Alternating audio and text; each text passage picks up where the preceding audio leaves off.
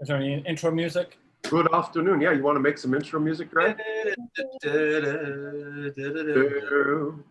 Da-da-do-do-da, we got them in town.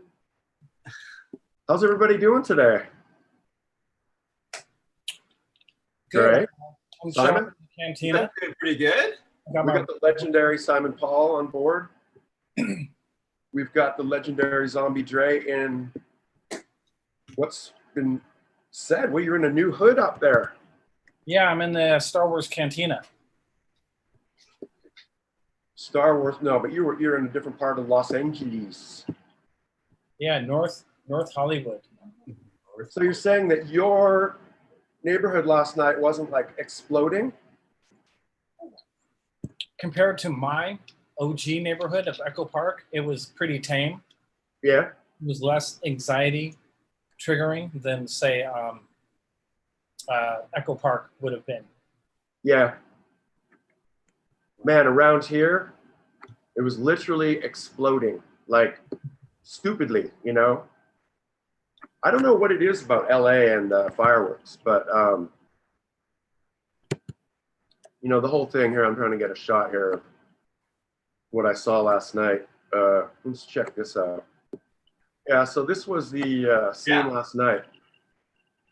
This is not fake. It looks like Blade Runner. It does, doesn't it? It looks like the opening of Blade Runner. No, I'm not kidding you guys. It sounded like a war zone. Holy shit. Well, they were going on about all the fires in the trees and in the buildings. Well, that's the thing, is that, you know, stuff like this does happen. Palm trees, everything catches fire, and it's like, it's madness. It was going on like this everywhere. I had no idea it was that bad. That is ridiculous. That's insane. It really looked like the city was just being strafed and bombed by invisible bombers, just like. It was absolutely insane. So what was it like in Ontario? Oh, it's hot right now. It is so hot. Yeah. But you know, it was low key. Like Canada Day on the 1st was pretty. Yeah, it was pretty low key. Some fireworks, not a lot kind of going on in downtown Toronto. But as I was saying, there's been fireworks kind of randomly going off all summer, all spring. Like as soon as COVID came out, people were like letting off fireworks. Yeah, same around my house. Yeah. But it was more bigger fireworks, like M80s and stuff like that. Yeah, Right. Huge. It's not like they're little firecrackers. It's like these are explosions. Like a couple of years ago, I spent 4th of July. Chris used to have a house over at Mount Washington, which is kind of like in like the more Latino area of LA. And I heard the launchers, the professional launchers that you hear. So it makes that sound. Boom. And then a few seconds later, you've got an explosion. But that was like just, I couldn't believe it. As a Canadian, I don't think I've ever heard such loud fireworks. That's crazy. But I mean, it's crazy right here, right now. I'm not a fan. No. I'm not either anymore. I mean, when I was a kid, I used to love firecrackers for some reason. And had a big English Bay. It was like we would climb it. We would go to the top of the building, and you would watch the fireworks in English Bay go off. Right?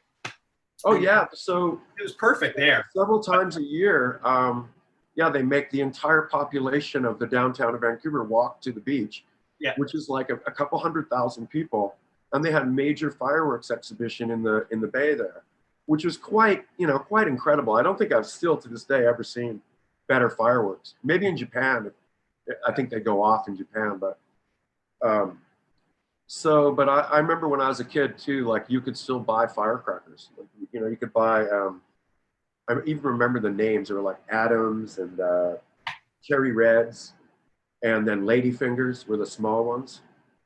Yeah, I remember those. Like we were stupid as kids. We used to throw the Adams, which are the ones that were striped like a bee. We used to throw those at each other. Like, yeah, we used to have ladyfinger fights. Yeah.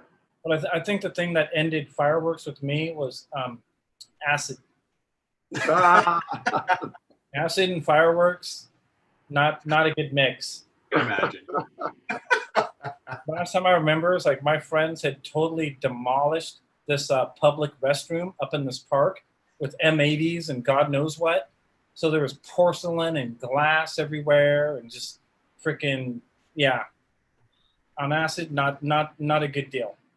Like so, never acid again. Look at that. We've got Acid again. Nice. we've got some guests joining us now. Hey Pete, Logic. Is that Mindy? Logic. Oh, we can't hear you. Uh-oh. Are you You got to muted? adjust. Oh, you might have to on the unmute. bottom of your Got it muted. control panel, you'll see two small arrows. This? One of them, the one on the left, adjusts your microphone setting.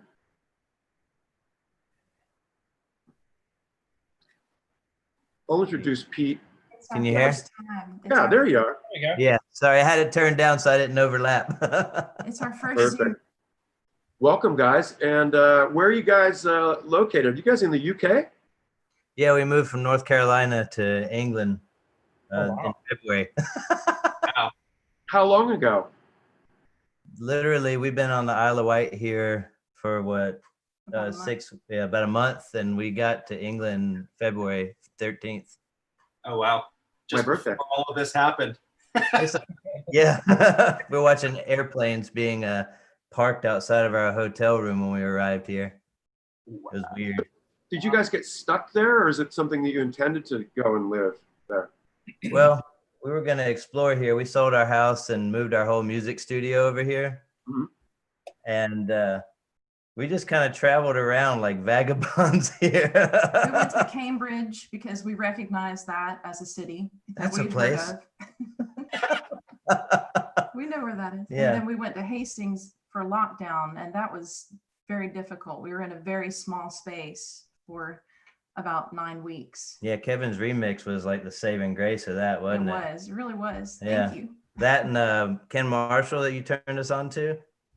The Yeah. remixes from him were like, we're getting to see Simon's artwork, seeing your jams, and doing all these remixes there. But we've been traveling, and it's weird after owning a house for 25 years to suddenly be renting and traveling across England. Yeah. That doesn't sound like a bad thing, actually. No, we've made the most of it. I mean, at a certain stage, yeah, 25 years, I mean, you're probably ready for something new. Yeah. Bye, Felicia. It was kind of been there, done that. We were real dug in, and we just needed an adventure. Right. Yeah. Just get in a pile in a camper van and drive around. Yeah. We're looking at a tiny home thing or like Right. a converted container, so we could have the That could be cool. Like a little portable music studio and drive around. exactly. Yeah. I must compliment you. You guys have done a great job on the Patreon remixes that you've partaken in. I've really enjoyed the material you've sent. Oh, thank you. It's Yeah. so fun. Thank you. But to hear that you're Yeah. also doing it in under conditions where you're not settled in your home, that's even more interesting. Mhm. So Yeah. what are your Yeah. plans for the future then? Well, we've been forced into our plan like hardcore, so it's kind of awesome in a respect. We were just going to be ourselves and do it and like work whatever we had to do because we sold our hydroponics store right before we moved, like a year and a half before that. Oh, wow. We'll And figure it out. so, That's interesting in itself. yeah, we did that for 12 years. We taught so many people how to grow their own. It was just like a big deal for us to help spread the knowledge. You know. taught people. I thought you said you talked people out of growing your own. Oh, no, good Lord, no. Bad. So Yeah. that's interesting. Like, what is your preferred method then? Well, for houses or people who are doing their own thing, Yeah. I would recommend generally hydroponic if you were doing it for any kind of quantity. But for our own intake, we prefer organic, as Mhm. natural as possible. Mhm. Like using soils? Yeah, because Yeah. Because doesn't the flavor really come through when you use the soils over the hydroponic more so? yeah, the soil, you get that earthy tone because you get the minerals from all the herb in there, Right. and you really, and the whole fertilizer industry we learned is kind of like a quasi scam left over from a long time ago. So you can do soil gardening so easy. Mhm. You don't need anything hardly at all except a seed or a clone. Yeah, interesting. Well, luckily now the world here is legalized for that, and people can do it. It's just casual. Simon, it's legal up in Canada too, right? Yeah, it's totally legal. Yeah, yeah. So like, yeah, it's you can grow. You can. There's stores. It's funny because now in the block radius, before it was legalized, there was all these shops popping up, and then the city shut them all down. And then since they've done licensing and everything, there's like, I think like 30 that have popped up in my neighborhood. It's like getting insane. There's so many. Now, are they doing stuff out of the jars, or is it like the pre-packaged? It's jars and yeah, Oh, it's a bit of everything. I don't think we don't have, I don't think like edibles and things like that yet, like gummies and shatter and all that stuff. I have a friend that's out in BC that's making like these, they're like canizars. They're like these big cannons, and then selling those. But I don't think it's we're doing it kind of in steps. It's not like a free for all where there's everything available yet. But yeah, you just go into the shop and purchase. Oh, nice. You know, How is it in the UK? Can you go to ganja stores there yet? Can you go to Here? grocery stores? Oh, Yeah. over here? Yeah. Yeah, no, actually, but we ordered some CBD flower just through the mail here. And it came over, and that kind of like set the standard. But fortunately, my cousin was kind enough to like hook us up with some herb. But the Isle of Wight is different because they have a massive like cannabis research project funded by Cambridge and the government starting here. Really? Yeah, so we're curious about where that's gonna go. Interesting. Yeah, testers. Yeah, hello.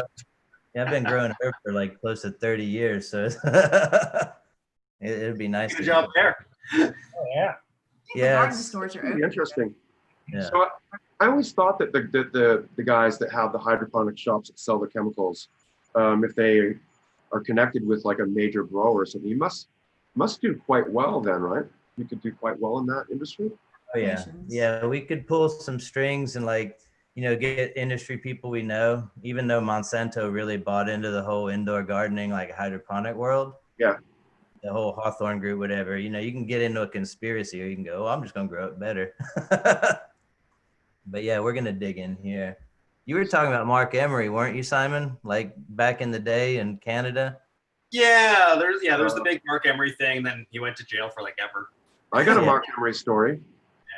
So the Subconscious Studios, where we first started Subcon in 94, 93, we moved into this building at 525 Seymour, Suite 800. And soon, I guess we were smoking and the smell had drifted into the hallway. And soon after, there was a few knocks on the door, and we realized that our neighbor on that same floor was indeed the beginning of the Mark Emery, the whole story. No And way. so, yeah, it's a small world. And then so he eventually went on from there to form his whole seed bank and everything like that. But yeah, no, it was a vibrant floor. After that, we were known as the floor that stinks. And it was lucky, man, because this was before legalization. Anybody could have come up there and said, "Wait, there's something not right going on this floor." But at least we had all the real activists on that floor as well. So Including that was yourself. pretty cool. Yeah. Well, guys, I think it's time that we should admit a couple more guests. Okay, here, let's do it. Let's see who comes in. Pete and Mindy, you should stay on because we can bring in a couple more safely. Oh, cool. Hey, y'all. We've got Ira. Hello, Hello. How are you doing? I'm fine, thank you. How are you? Oh, good, thank you. So, Ira, I see a basil there in your picture. Are you actually calling in from St. Petersburg? Yes. Nice. So let's get a report what's going on in St. Petersburg.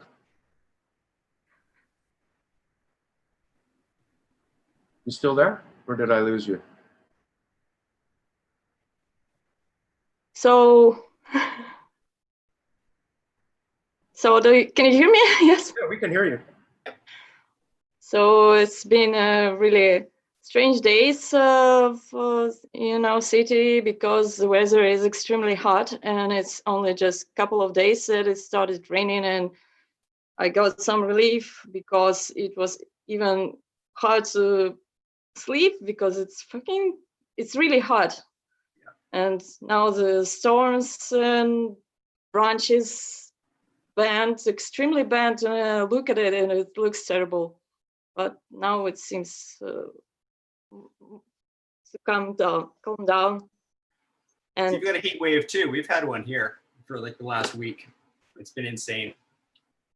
Yeah, I just Yes. had to turn off the AC right now to do the broadcast, and it's already probably like 80 something in here. Yeah. So it's everywhere. The heat's everywhere. Wow. So did you see the madness that's going on in America over there? yes, I watched. There is one guy, Russian guy that lives near to New York City, and сам себе сказал Денис, and he's making streams. He just writes to New York City, shoots everything, and just puts it on YouTube. And I watched what was going on during this when the coronavirus happened, and all these refrigerators on the streets, and all this mess that was going on when Black Lives Matters protests happened.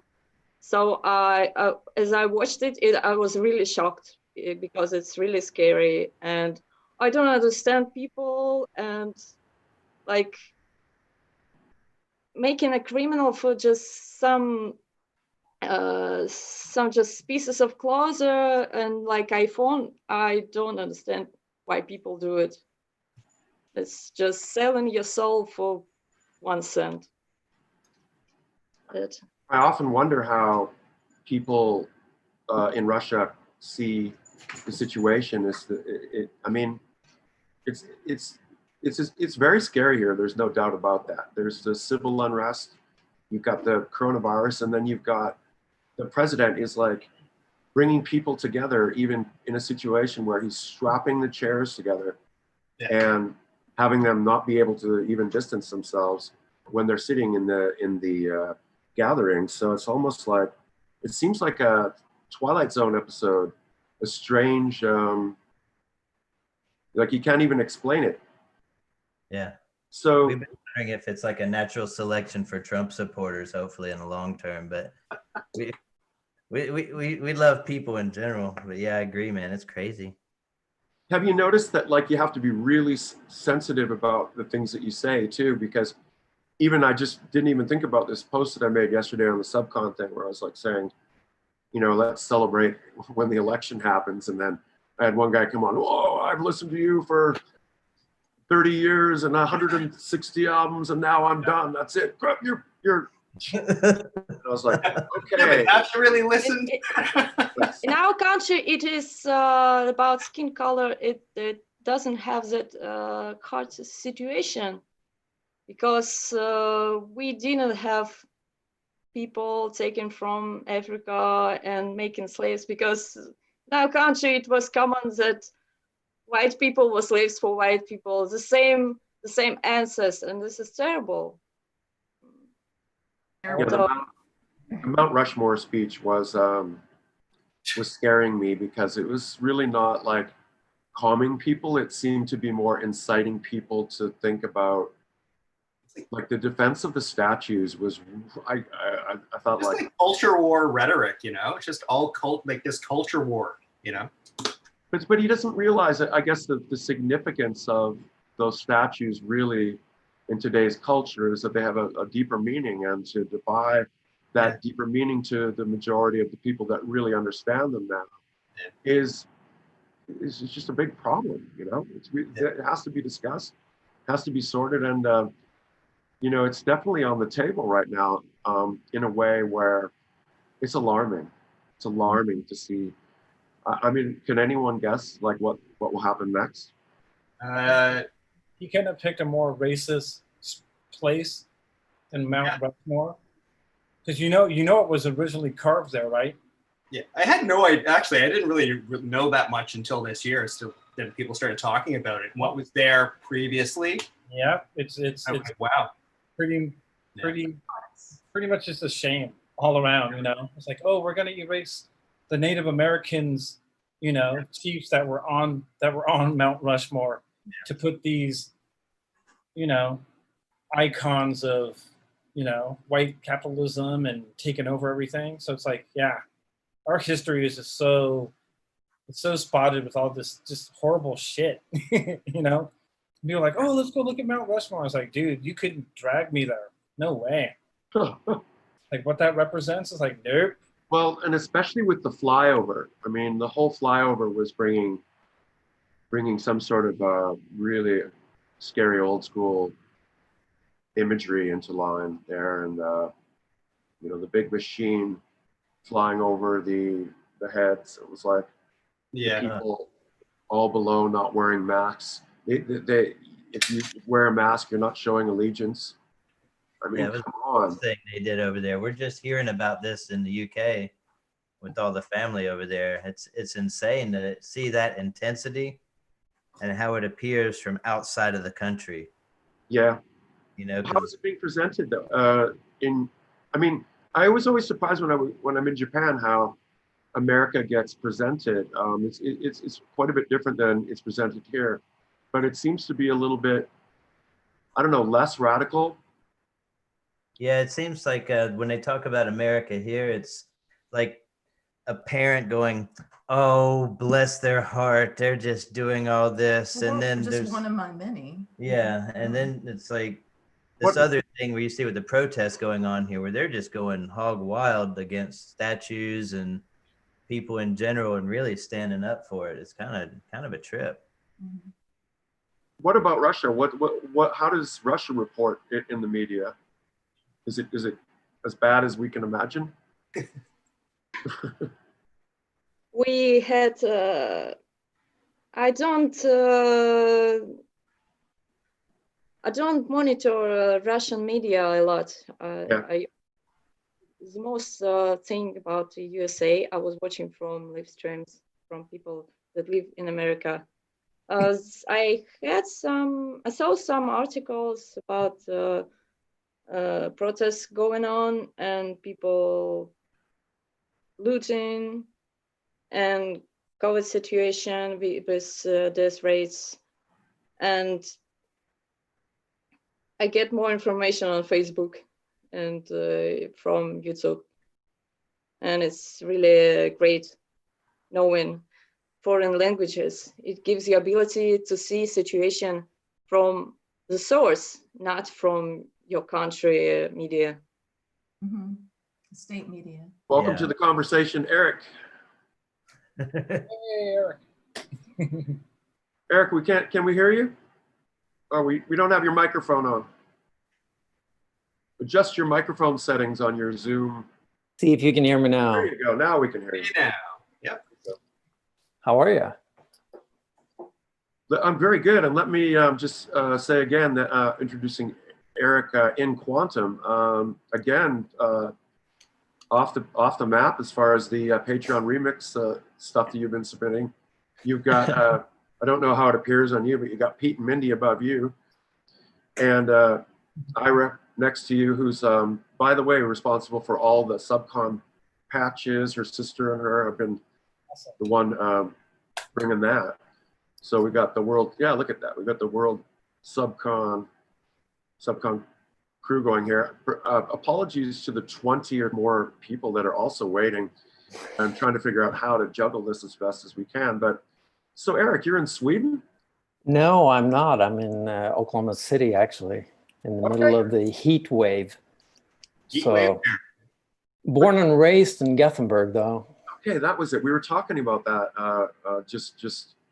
You said that we had met in Gothenburg. Yeah, we did in '88 when I was like 15 and snuck in the back door from a puppy concert. I think, what was it, A. Grum? Oh, yeah. Yeah. Well, let me tell you that playing Sweden in those days was unexpected, but you guys had what was known as the white shirts. You remember them? Yes, absolutely. I mean, I'm not too sure what that scene was, but when those guys were in the gig, you had to be careful that it got real crazy. So what were the white shirts? Well, I don't really know. I mean, it kind of went away, but it was political, obviously. And I wanted to try to go into these industrial, try to bring the groups like Front 242 and groups like Skinny Puppy to the fascist era, if that makes sense. But Yeah, it's like that. Yeah, but I think they died out pretty quickly. Yeah, well, the black boots and the white shirts is what. What's weird is that it seemed to actually be before goth in a weird way, because at that time it's still, you know, goth was around, but it wasn't really encrusted in industrial goth. So you sort of had this difference of images that was sort of not really meeting. It was like, well, wait a second, is this a new form of image or style, or is this something else? I don't know. I thought it was interesting in the sense of how it looked from stage. It was kind of intimidating. It was loud. I think I had my first onset of tinnitus or tinnitus after that concert. It was pretty loud. I think there's something in our music that might cause tinnitus. It was great though. From that point on, it was a changed. I mean, I'm like Skinny Puppy from that point on. But yeah, I'm in Oklahoma City. You've been contributing to the mixes from Oklahoma then. You don't live in Europe anymore. No, my whole family's over there, but yeah, I moved here in '95. So I'm an American redneck or a Swedish redneck. So how does that change a person that, see, Sweden seems quite conservative in the sense that you may come to Oklahoma and find yourself wondering what a redneck is, and pickup trucks and tornadoes. Well, I came here for school, and then the reason I stayed was because I met my wife, and yeah. We tried Sweden, but it didn't last, so we kind of ended back up here. But she was born in Orange County, just south of you, I believe. So who knows? Maybe one day we'll move out there. So do you guys, Pete and Mindy and Eric, do you guys have albums for your material yet, or CDs? Have albums that we have copyrighted but haven't really released anywhere. Yeah, we finished up 2 albums before we came here, and it was just like at the same time we tapped into this whole Patreon experience with you. Yeah, and it's been so fun to do like these exercises with somebody that we just admire so much. It's fun. It's really fun for me too, though. You guys, unbelievable. It's something that I never realized I would have so much fun doing, because I love how every mix that someone sends is like got a completely different world and a completely different take, and you can stroll in that world and then just like going out into, you know, this kind of like small adventure. It's almost become this cool type of new band concept. It's amazing. You know, it is amazing. And we're up to, you know, seven songs. I think if we add up the material, it's well over an hour. Could be a full set. We could tour. Yeah, that would be fun. Yeah, ready. I got a couple of records out. I have one that was released last year, and then actually 20 years ago, I contributed to a sampling CD, believe it or not. So I was sitting with an S1000 trying to make sounds, but right now it's mostly dark ambient music. I would probably say is what I focus on, cinematic dark ambient, but venturing back into the rhythmic industrial world, I would say. Nice work though, guys. Thank you. Ira, what are you up to? What's going on in St. Petersburg? Is it safe to walk around with the COVID thing? Or does everyone have a mask? Or is everyone fighting for toilet paper and paper towels? We almost had no problems with toilet paper. And yes, I happen to be able to work from home. So it's been nearly 2 months that I wouldn't go outside, only just once a week to shop that is groceries that is really near to my house.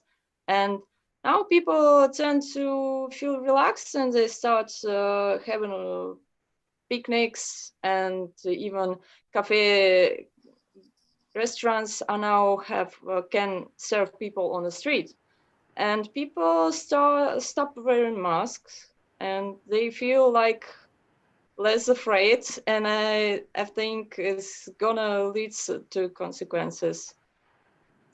Less afraid. I wear a mask. Joey, turn down your YouTube. Sorry about that. I had a Combi Christ mask and just ordered, and it came and I wear it. And So, but I mean, okay here, so what's happening here in America, obviously, is that we shut down, and it's like maybe there was 5,000 people in the country that had it. And I mean, you could go out in LA and there was not a single person around at that moment. And it did a really great job for like, what, a month and a half? And then everyone started getting kind of antsy. And then obviously they got into the protests and all the gatherings and then all the rest of it. And now you see the buildup again. So it's like, I kind of see it like we did this in a kind of weird reverse order. We almost need to go into the lockdown now and then redo it again, even better than we did it, even more so than before. And I don't see that happening in any way. It just seems like people are just saying, "Ah, screw it." Yeah. So we're in big trouble here. Is there any? I mean, is Russia part of the EEC in the sense that we see those numbers going down and flattening there? Big question, I know. but the numbers aren't as bad over there in Europe anymore, are they? They've definitely flattened in comparison to here, right? I don't know about Russia, but here it's definitely like flattened and it's dropped. We had a bad, it was bad here. It was crazy. in the London UK. was insane. Yeah. Joey, welcome. Hey guys. We got Joey from Texas. From It's Texas. really bad here. We're gonna bet. be in, Oh man, we're at the epicenter. It's real bad. Yeah. They're about to go back and reverse it and probably lock us down again. So Really? yeah. Yeah, they shut down a bunch of restaurants here after the dummies, screwed everything up. We're just opening up here. There's pools that are starting to open, and then there's like 6 people in the pool, and then there's like a lineup of people outside waiting to get in the pool. We're just opening up here. There's pools that are starting to open. turn off your YouTube feed, one of you guys, Chase and/or. You got it. Okay, Jeremy, welcome. Jeremy Dickens, another participant in a regular the Patreon remix name. Yeah. There we go. Great work. I always love the fact that your stuff always has. It kind of reminds me of a more of a plateauish world, like like it's a bit of a planet in itself. Thank you. One of you guys do that. Bring it on. No, I'm glad to see so many people here who are also part of those. I'm like, hey guys, post links. Come on, I want to hear some of the rest of the work that people on the Patreon crew are doing outside of the remixes. Good work, Chase. Welcome, Chase. I can do it. Hey, what's up, everybody? Yeah, we were speaking with your partner Chris Mackey a couple of weeks ago. Yeah, for sure. That you've been working with. You did the Center Bullet cover too, which I was really impressed with. Hi, Rihanna. Well, thank you. Oh, Rihanna is going to join the chat. She does this thing where she goes outside. If we have her join, then it will feed back. Yeah. If she's inside, it's kind of cool actually. Nice. 2 locations. Oh, hey, Chase. Yeah, do What's you up, guys Drake? know each other?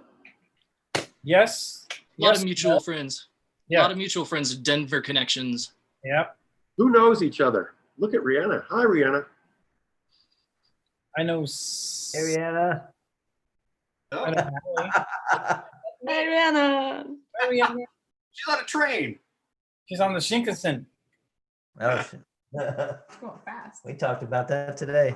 A guy in here in England ran into a guy who just was born in Japan when we were on the beach here on Isle of Wight. Fast. We talked about that today.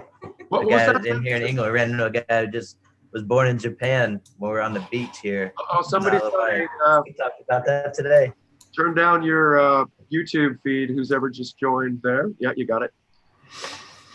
It's an amazing delay. It's like what we should do is when that happens is try and sing along with the repeat. Yeah. That's Stubbs. Hi. Oh, so One person hits a snare, and let's see how it sounds. we've got Rihanna, and who else we got to join us here? I can't even. Stubborn Puppet, welcome, Stubborn Puppet.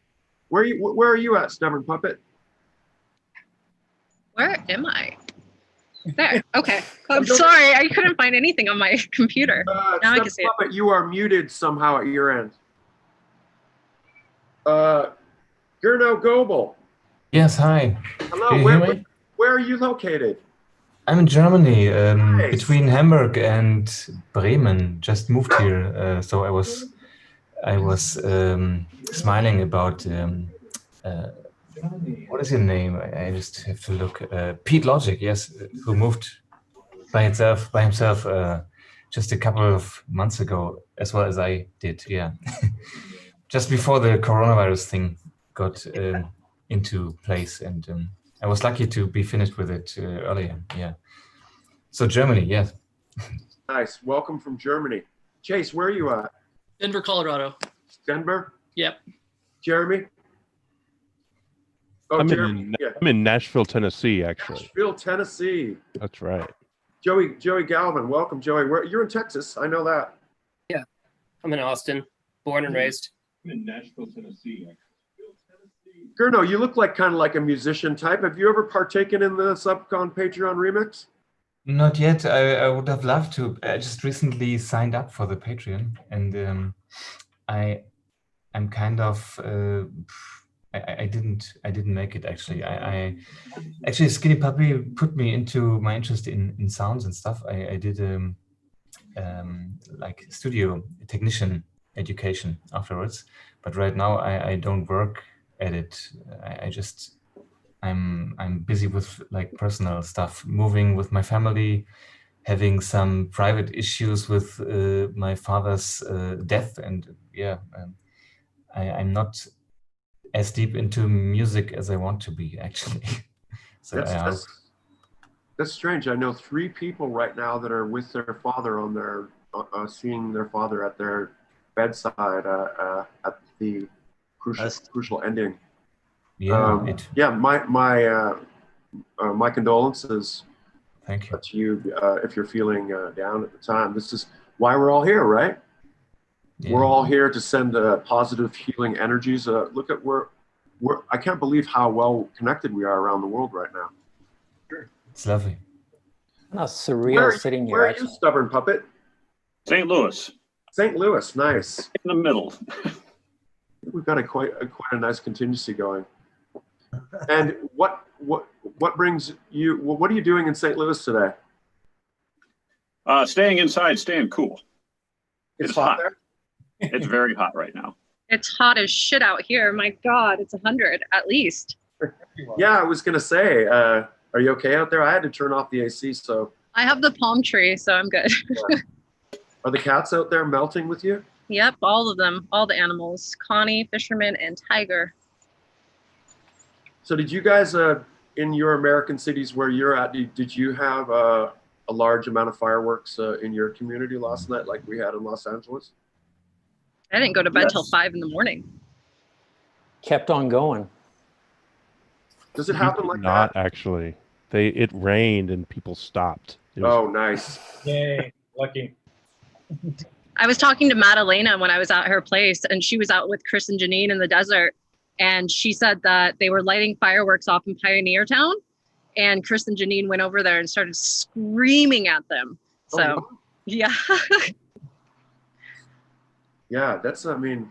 And apparently Janine lit herself on fire yesterday as well. How did you do that? Barbecue.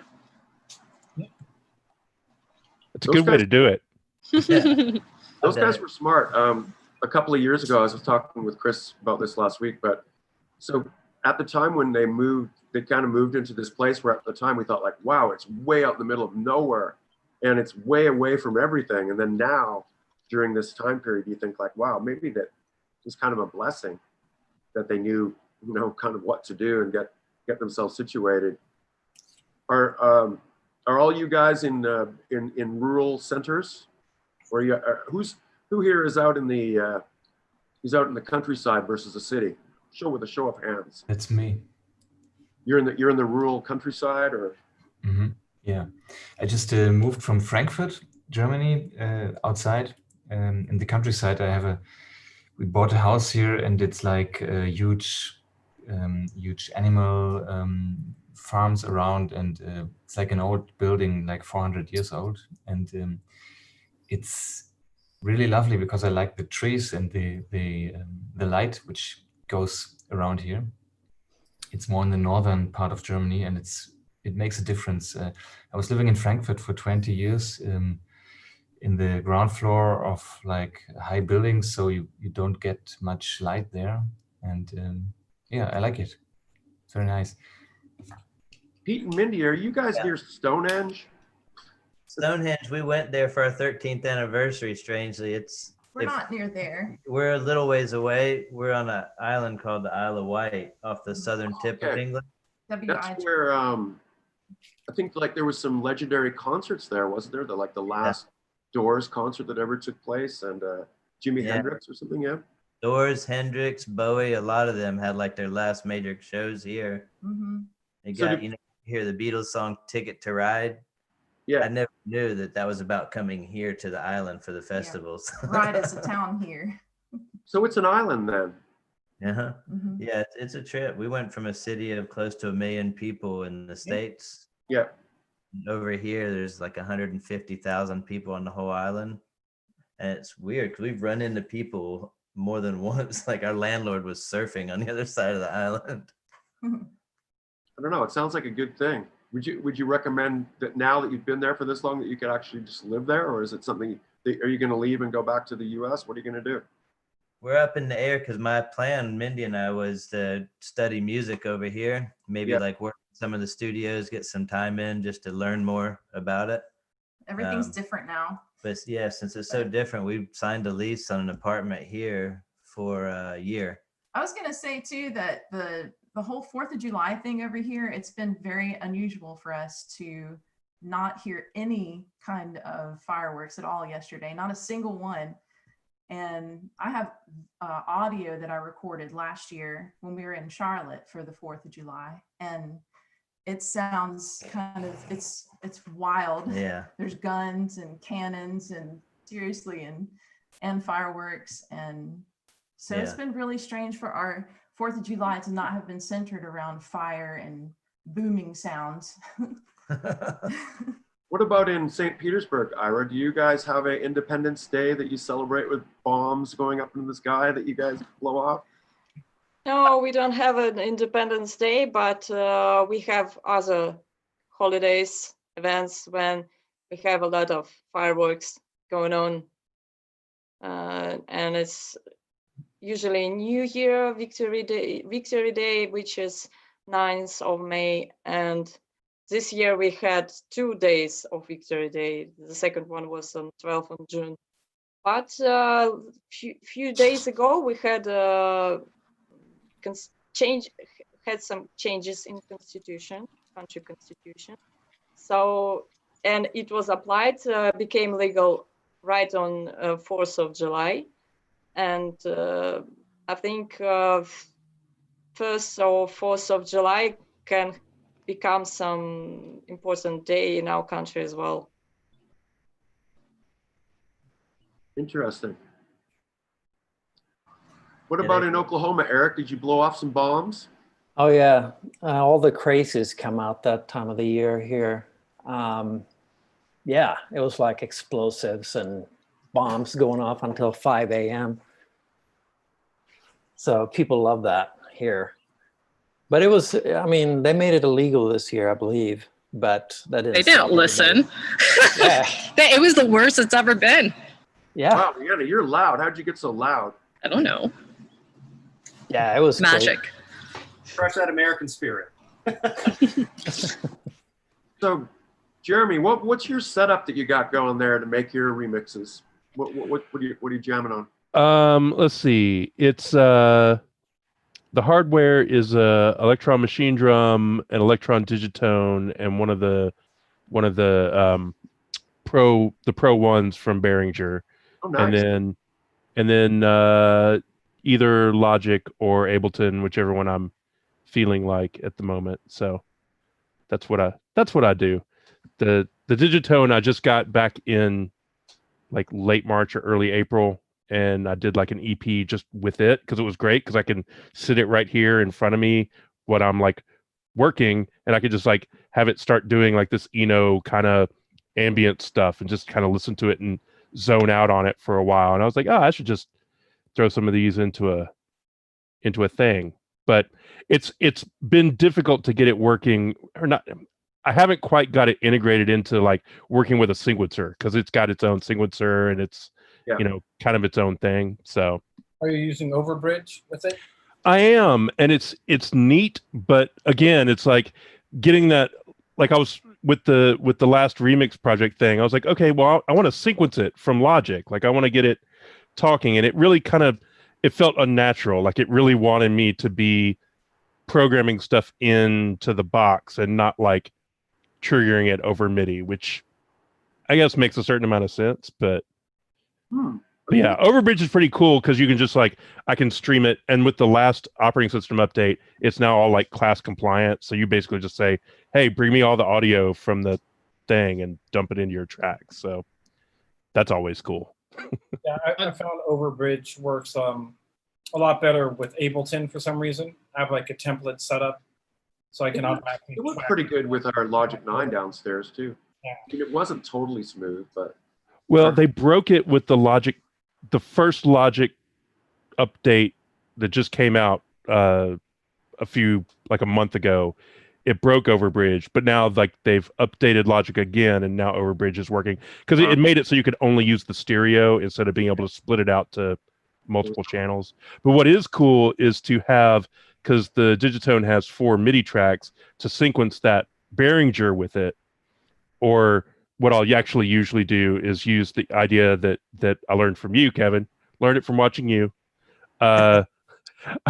Sequencing in the stuff, and then what I usually have is the trigger output of the Digitone driving the sequencer of the Pro 1. So you know that technique well. Yeah, that's the way. And Fun stuff. Chase, what did you use for your parts in the song? I really liked the melodic touches and stuff that you had. The melodic touches came from the Dave Smith Pro 8, like the Prophet 8 and Access Virus. And then like the effect sounds and stuff are all the MS-20 through an analog delay pedal. And it just creates madness there. So it's really fun to just not even sequence that and use like the filters and the LFOs to, do some madness and dub it out. I've got one of those like line 6 delay, like the green pedal that's just awesome for whatever delays you're looking for. And it's very tactile, so it's fun to be able to record that stuff into Ableton and then like warp it and time stretch it so things fit tighter melodically. The bass line came from Operator, which is like their version of the TX81Z. It's just a 4-operator FM synth. Nice.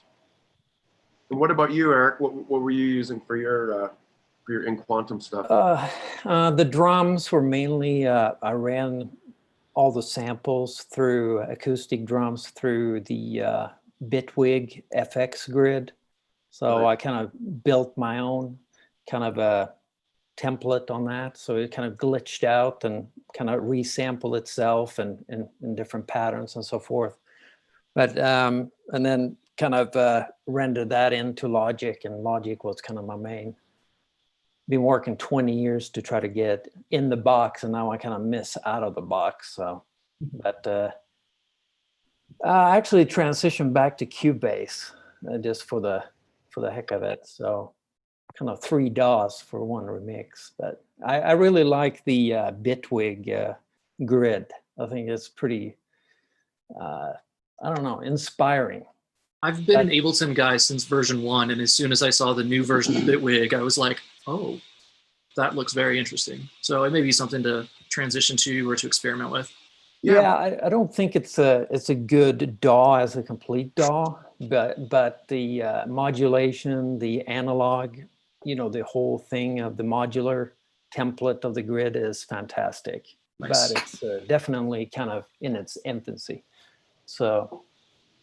But Logic is the, you know, the old trusted thing, you know. And what about your hardware, Chase, your DAW?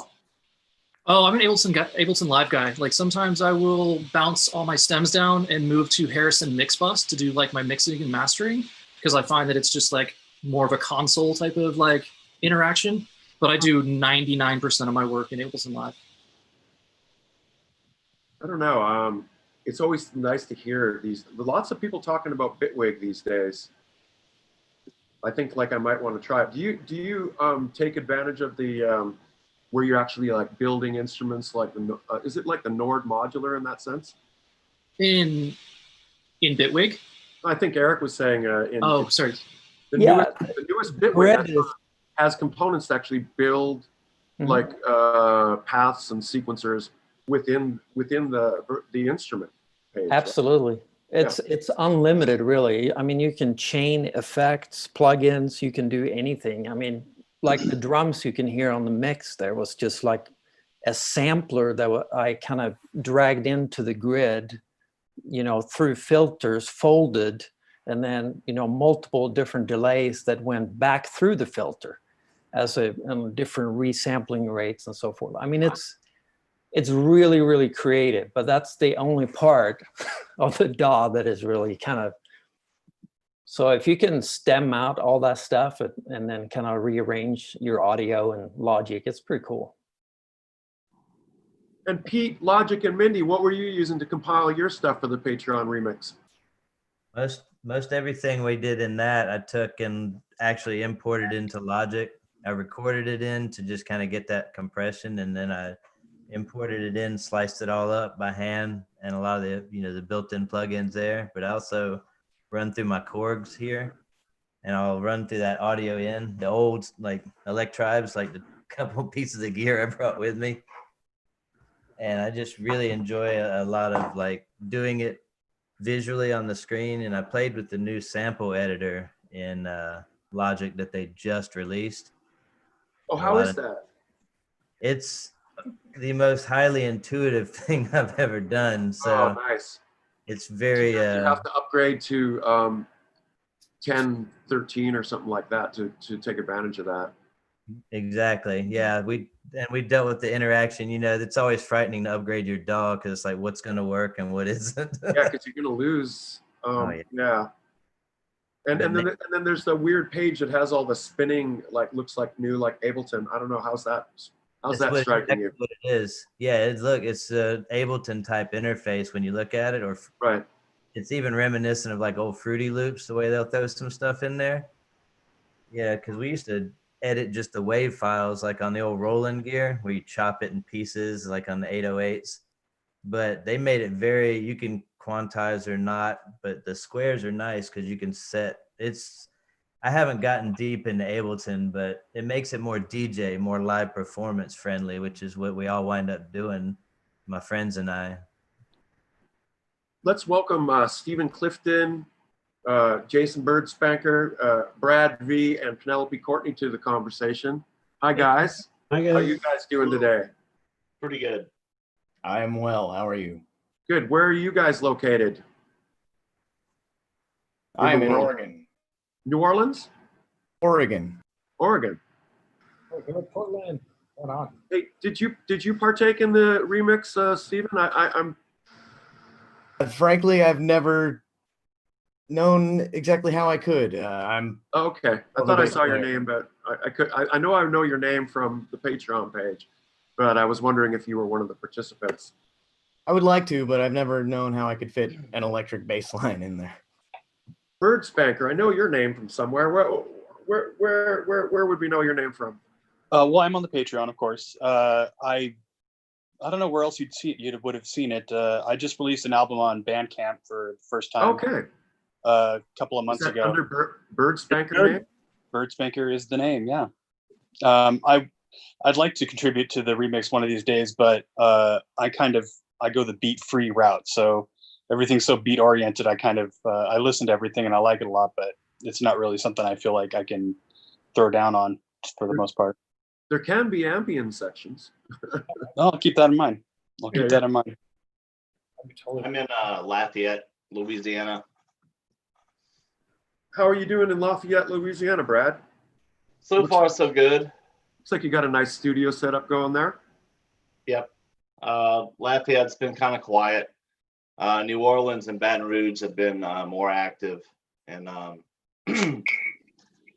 so just trying to deal with everything. But so far, everything here is good. I wish people would participate in wearing their mask more, but that's not happening in this state. Yeah. I'm with you on that 100%. It's getting a little scary. Yep. You know, getting scarier by the minute, actually, especially when you see videos of people all going, cramming together in places. It's I mean, you got to wonder, what's it going to lead to? If they all had those Subcon masks, then maybe they'd wear them. Yeah, those are coming. They're coming quick. We already put the order in, I think, didn't we? Yeah, we did. Stephen, is that a studio behind you? Stephen Clifton? Oh, not exactly. It's a closet. Oh, it's a closet. Poster that I put to cover it. Look like synthesizers, but maybe that's just... I have a couple MIDI controllers. Maybe it's wishful thinking. More of a stringed instrument guy. Do you make music? I do, sort of. Bedroom musician. Okay, well, that's the way to go. What about you, Penelope? Welcome. Where are you? I'm outside Atlanta. And what's going on outside Atlanta today? Oh, not a whole lot. I mean, recovering from all the noise. Did you have noise last night there too? Oh, definitely. Definitely. Yeah. Did you see the thing that we started with earlier where we were showing the panorama of LA last night? No, I didn't see that. It's absolutely absurd. Maybe I can get it up again here. The worst I've ever heard it in my life. So fireworks is what, illegal in LA, right? It was banned all through LA County, and everyone decided to say, fuck it. Oh my God. That's interesting because I would have assumed that our area would have been off the charts, but it wasn't. So people didn't firework too much. We did some fountains for the kids, but we didn't do any large explosions this year, and no one did. I don't think there's anything wrong with the explosions as long as you're in the right area to do it. It's the thing is that around LA here, they do it in areas that have the potential to catch fire. And then, you know, we have really bad fire problems. And then they'll do it like in crowded areas where, you know, the majority of the dogs or the cats that you have are having a heart attack. Yeah, my puppies were not happy. Our dog neither were ours. Just was having a heart attack all night. Stubborn Puppet, you look like you've got one heck of a CD collection back there. Just a few. What is it that you collect? Well, the majority of it is from the 80s and 90s, electronic, industrial, underground. But, you know, I try to keep up with the folks that became infatuated with in the 90s and, you know, try to follow them and watch where they grow. There's probably a couple hundred of years back here somewhere. Nice. What's your what is your favorite thing to look for when you go in a record store? What's the artist you go and search for? Well, my favorite thing in a record store is just to, I try every trip that I make, I try to thumb through the entire collection and find something new. Something I've never listened to before that interests me. And my one rule is no band photos. If there's a band photo on the cover, That's a good one to go by. Yeah, that's a good rule. That is essential. One thing I was always amazed by is that when we traveled around with Edward Caspell, that guy was an expert at finding anything that would exist in a store that would have any sort of like relevance to the early psychedelic scene or the beginnings of electronic or experimental. And I have to say, some people are just experts at how they can, you know, work a record store. Like for me, I was like, I didn't have that talent like he had. He had an extraordinary talent. I walk into a record store and it's like my brain is turned off. I'm just overwhelmed and I'm like, I have no idea what to get. That's the same with me. Same with me as well. I got a pretty good track record. There was some, so I can't remember what it was. It was like, you have this one title and you'll always know that it's like, I think it was like Thomas Lear or something I was looking for. And so I'd immediately just go to the, L section and look. And then if it wasn't there, then I'd be like, okay, I'm ready to go. You own everything. Yeah. Well, I mean, there was a period of time there, but pre-internet where, if you didn't have it or you didn't know someone that had it, you didn't hear it. Yeah, you were screwed. The internet has changed music collecting a lot. That's why we have all of our records, is because of that scenario.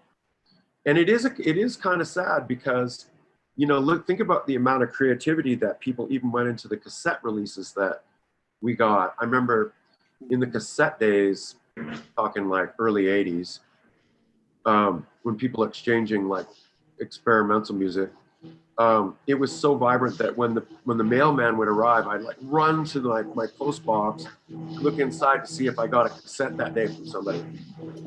It was quite an inspiring era. I would really love to see that era return somehow. Like even on Litany, we'd be doing like tape exchange every year. People pool together and then make a mixtape for people and send it to every single person on the list, kind of thing, which has been. Oh, that's just been the best. Yours were great last year, Simon. Really? Am I missing out? What's on your tape, Simon? It was like a bunch of stuff. I can't even remember what was on it. Just some stuff, some like weirdo remixes that I did, and some mixtape madness. What was it? Yeah, there was like there's like LCD Sound System. There's Nzendamande was on there. They're a great Japanese band where it's just like this like it just pummels you. Idle Tech I threw on there. Yeah, there's just a bunch of stuff. And then I did like a weird remix of Fly Like an Eagle by Steve Miller Band. Oh, right. He's going to be too humble to self-promote here, but if you haven't checked out Simon's Fuge State Radio yet, he's got 2 albums up on Bandcamp of those remixes, and it's. Are you serious? Wow, Stubborn, are you okay? See, yeah, I just went for a tumble there. Oh, now you're upside down. I'll just leave it like that. That's fun. So Simon, fill us in. What's the link and how can we hear this stuff? I can post it on the YouTube chat, but it's Bandcamp and it's Fugue State Radio. So it's all about basically losing your mind and adopting different personas. So I basically have taken different songs that get stuck in my head, but I forget what they are. Like 10cc thing. You know how you wake up with like a song, you're like, what is this? And you have the lyrics wrong or whatever, and then you take 2 days to find the thing, and you're like, oh wait, it's a 10cc song? Really? It's like that, and then I take it immediately. Well, the Steve Miller Band thing has really piqued my interest. I think I need to know about that. I'll post it on the thing. Yeah, the whole tangible thing. I remember getting those blue newsletters from Network to Sweden. Mm. Oh, really? Oh, Skinny Puppy is coming out. New Rabies is, produced by Al Jorgensen, and it was a big deal. Yeah, I grew up on a farm, and that was the only way I got into the Network releases, were the mailers. Yeah, the legendary blue mailers. They would come that was me as well. I remember getting the Tiergarten cassette in the mail. I guess it was early 1988. The Tired Eyes Slowly Burning. Wow, what a great release that was. I just out of nowhere you hit with that. It only took me about 10 minutes to get it, but I'm going to replay like last night in LA, if it will play it. I think I still have my original Bites on cassette. I think that we've got a lot of RAM or something being taken up by this conversation, so I can't play it. But as you can see, there was just wow, citywide every. It's the intro to Blade Runner, isn't it? I was going to say, it looks like the intro to Blade Runner. Yeah, fully. Yeah, but I don't remember. It was much the same. what was it? Play It Again, Sam, the European distributor out of Belgium for Skinny Puppy. They would, I think the Bites album, we had a different cover, that lighter sand skull versus the darker skull. And I mean, it was some good times. I miss those times, you know, the tangible things coming in the mail, like you were saying, getting that new record. Yeah. Yeah, there were little treasures that would just show up and you'd be like, oh, I have this secret. Talismans. Talismans. Yeah, little talismans of music. Going to get a money order at the bank and then mailing it off to like wax tracks or whatever. Yeah. Oh, that was a pain in the butt. Yeah.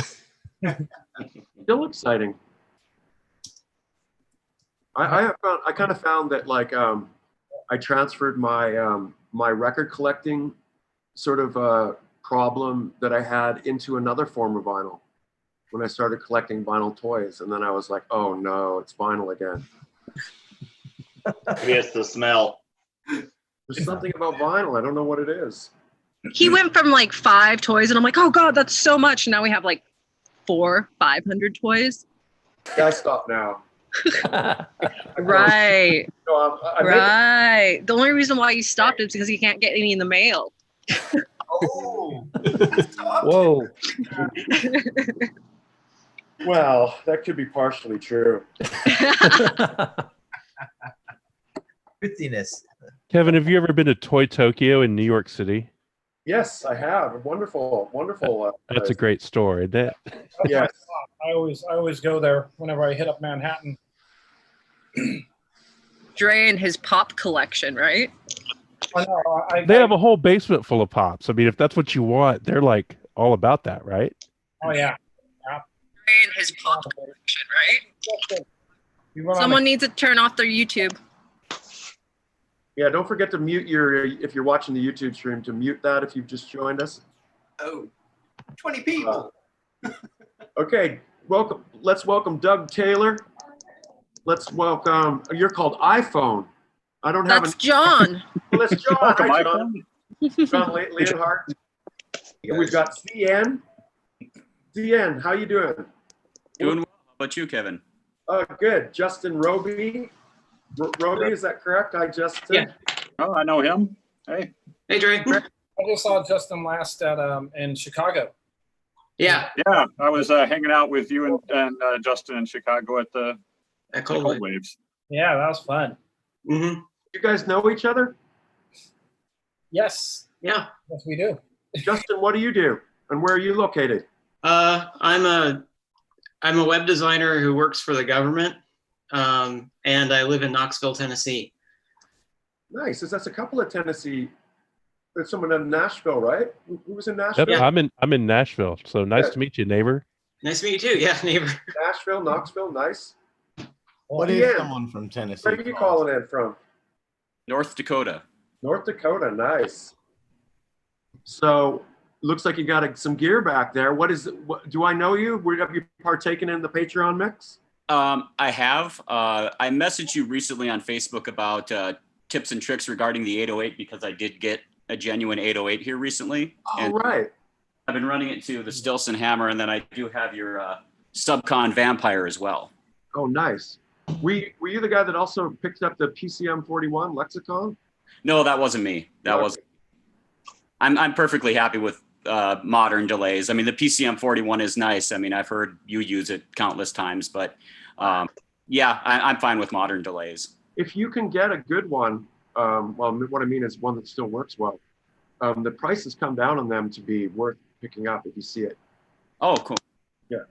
Nice. I highly recommend that with the Pro One. About my nose. Yep. I do have a Mini Moog back here as well. So.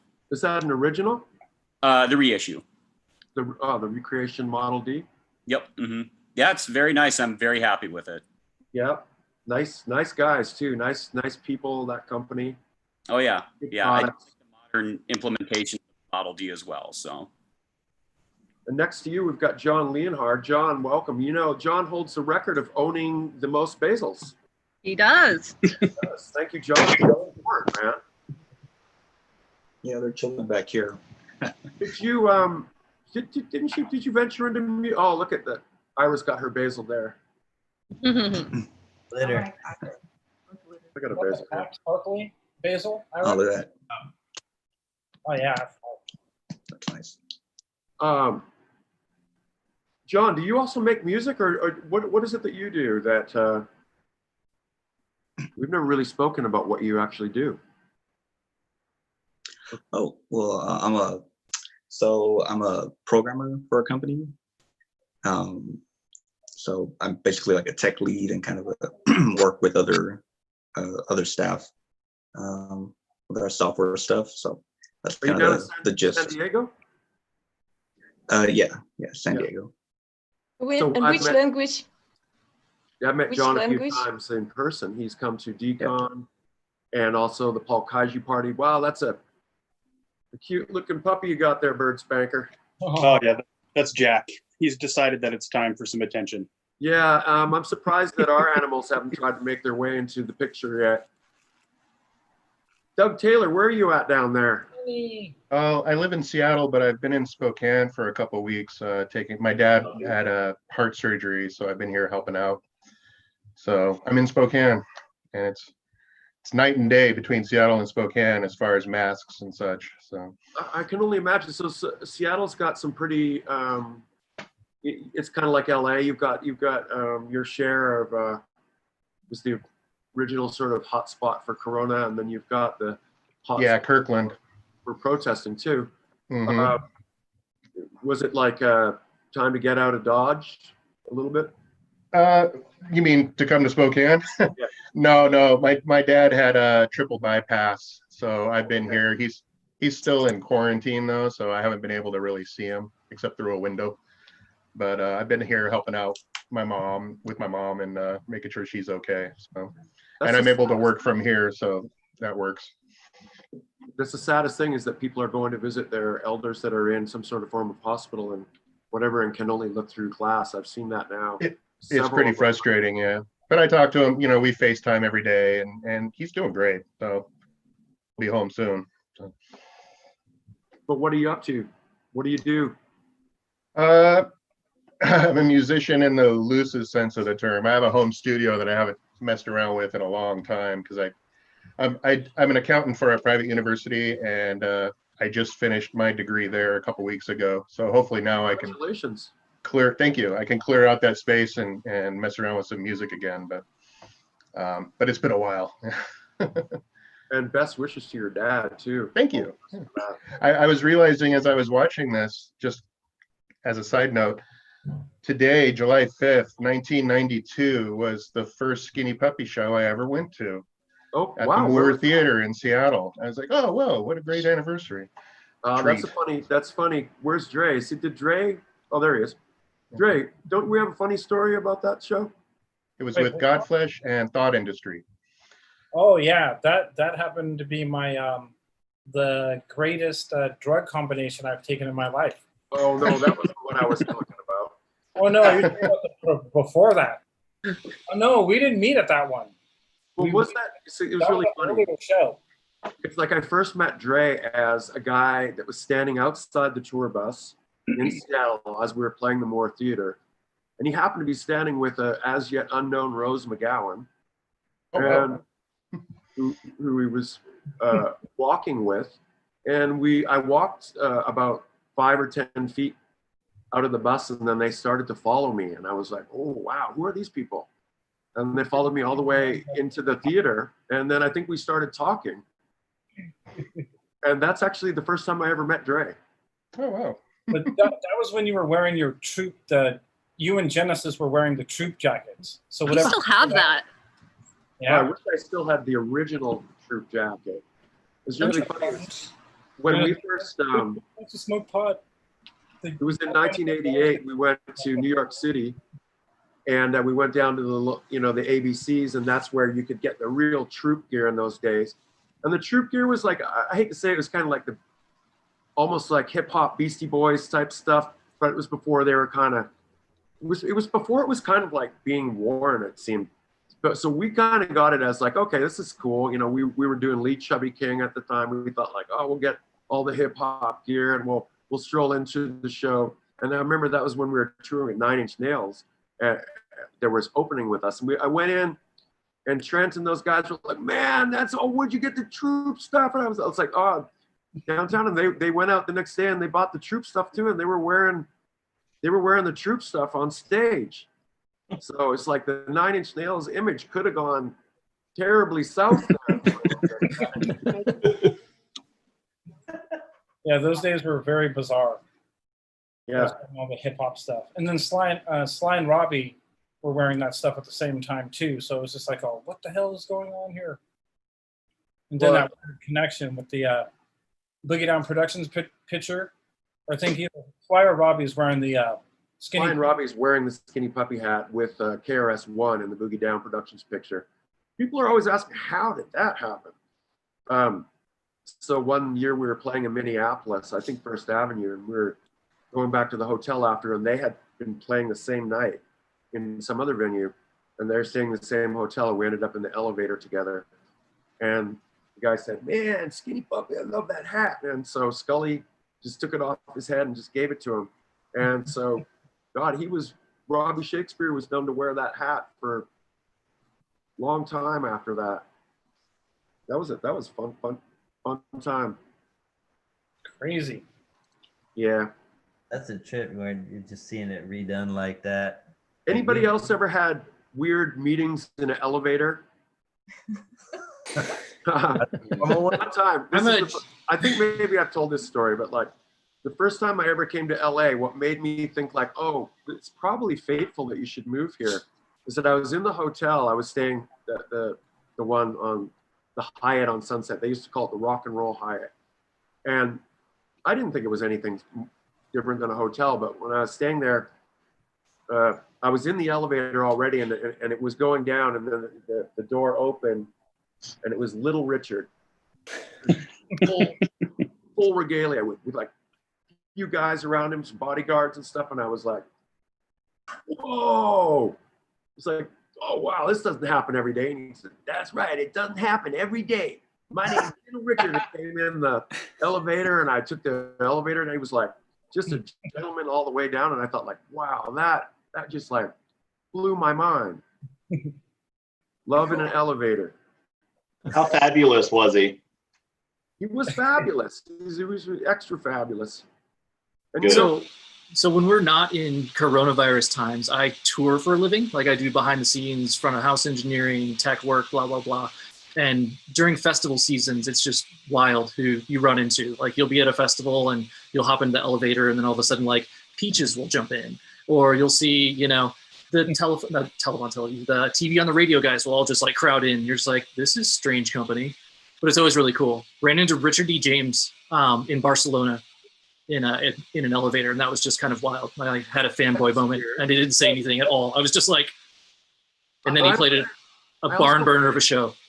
I also ran into Richard D. James in Barcelona. Oh, really? Yeah, the thing was weird is that I was too shy to say anything. I mean, same. I did the exact same thing. Dre's my tech guy on tour, but Dre was down at the stage where we were setting up already, and I was by his stage, which is where our bus was. And all of a sudden, I was just standing there right next to him. I said, "Damn, where's Dre?" Because Dre's always the guy to cut the ice. Was this Primavera Fest? Yeah, Primavera. I was working with Tycho for that same festival. Yeah, that's why I was asking you what year, because I was like, holy shit, that sounds very... You were there? Yeah. Wow. Yeah, I was there. I think I caught part of your set. But I had to go run and do sound check for Tycho. It was late. Our set was late. It's like 4 in the morning. Yeah, we had the same kind of vibe. It was like super late. Yeah. And I projection mapped our whole stage. It was a fun gig. Yeah, the Damned opened. We played after the Damned. Yeah, it was crazy. Getting a chat with Dave and Captain Sensible. Yeah, that was like, look. They kind of molded me back in '77. I first heard Love Song, and then I heard Nag Nag Nag by Cabaret Voltaire. That was pretty much my gateway. College radio. And then you were in. Yeah. I was like, what the hell was that I just heard? I had to find it. It's kind of weird. Yeah, awesome. Kevin, remember, we almost met at Love Affair a long time ago. It was another too shy moment. You were like you had pulled up right next to me with your beer at the Consolidated show, and we were all freaking out. We're like, oh my gosh, the guy from Skinny Puppy. He's like just right there. We didn't talk to you, but we did get up enough nerve to talk to Consolidated. Alan Yeager just to meet him. I was total fanboying out when we saw Skinny Puppy. My first show wasn't until 2010. And it was Halloween in Charlotte, and Kevin and Ogre walked up. We ran into Alan Yeager there, and artist, and he's like, hold on a minute. And Kevin Key and Ogre came up to us and like, thanks for coming to our show. Happy Halloween and happy anniversary. You know, like, oh. I mean, I consider myself very approachable. It's just a matter of when you meet me. Like, say, for instance, I was walking out to the bus after a show, and I noticed this bit of commotion, and then I saw what was going on there, and some girl had gotten beaten up in the show. And so I went over to make sure she was okay, and then now she turned out to be Rihanna. Well, Kevin, I met you at NAMM. I think it was in 2000 or 2001. I was working for Nordlead at the time, and they were showcasing the Nordlead 3, and I was one of the guys in a lab coat nerding out over the Nordlead G2 or the Nord Modular G2, and then also the Nordlead 3. So that was small. That was weird times. That was when probably around the time Kirst was working for Dean, and they were being distributed by the same company. So we were both over from Tampa in LA to do the trade show. So it was like when met up with you with the Genitortures guys, and then Kirst Mackey, and little old me.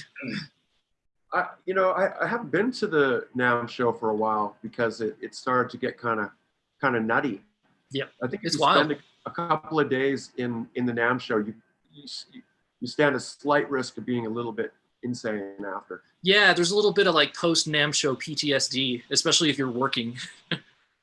Yeah, NAMM plague. Yep. I did work the NAMM show one year and represented Native Instruments when believe it or not, you want to Was that with Omar? Yeah. So Native Instruments' first American office was actually in my house, if you can believe it. The first manuals and all that first addresses have actually my home address on it, which is really funny. So when we the first few products and stuff like that, when we went to the NAMM show, Omar and I would do demos for people. And it was really interesting, the people that I met. I met Stevie Wonder. I met John Frusciante came up to me and started telling me, he was just rambling on and on. I didn't know it was John Frusciante. It's like, man, I used to jam to Vivisect 6 on guitar all the time. I would sit there and play VX Gas. And I was thinking, and that's weird because Vivisect 6 doesn't have any guitar on it. So I said, it'd be very interesting to hear, what you did. And so it was really cool to meet people on that level. Have you ever realized that John Frusciante looks completely different every time we see him? Yeah, so he's actually approached me a couple times where we've been out in public, and he'll come up to me and start talking to me, and then it will take me 5 or 10 minutes, and then I'll realize, wait, this is John.